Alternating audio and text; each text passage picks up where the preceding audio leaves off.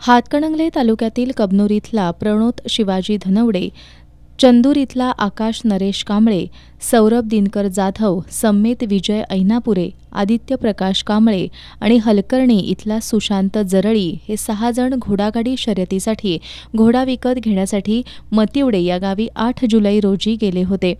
सायंकाळी ते घरी परत येत असताना कागल तालुक्यातील करनूर इथल्या शेख मळ्याकडे जाणाऱ्या रस्त्यावर करनूर इथं राहणारे गुलाब बाबालाल शेख यांच्या दुचाकीला या तरुणांची दुचाकी घासली. त्यातून त्यांच्यात जोरदार वादावादी झाली.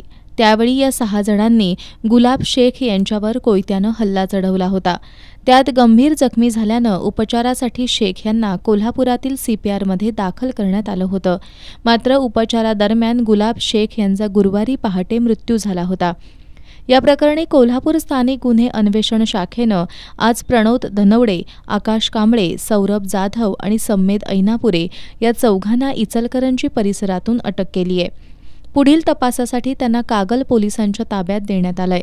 त्यांचा चंदूर इथला साथीदार आदित्य प्रकाश कांबळे आणि हलकर्णी इथला साथीदार सुशांत जरळी हे दोघे पसार झाले असून पोलीस त्यांचा शोध घेत आहेत. स्थानिक गुन्हे अन्वेषण शाखेचे पोलीस निरीक्षक रवींद्र कळमकर, सहाय्यक पोलीस निरीक्षक सागर वाघ, पोलीस अंमलदार सुरेश पाटील, राम कोळी, विनायक चौगले, प्रवीण पाटील, विनोद कांबळे, कृष्णात पिंगळे, संजय हुंबे, निवृत्ती माळी, अशोक पवार यांनी या कारवाईत सहभाग घेतला होता.